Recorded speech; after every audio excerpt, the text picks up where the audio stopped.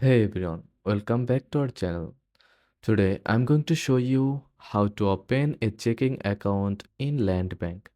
First of all, visit the nearest Landbank branch, bring a valid ID, proof of billing, and your initial deposit amount. These are essential to start the process. Ask for the account opening form. Fill it out with accurate details and make sure to choose a checking account as your preferred option.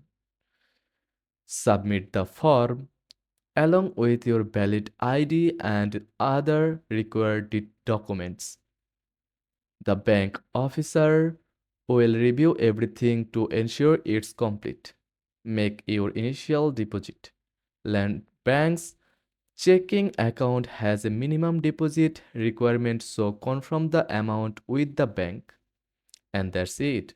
You are all set with your new Land Bank checking account. Just wait for your checkbook to be issued and you are good to go. Thanks for watching.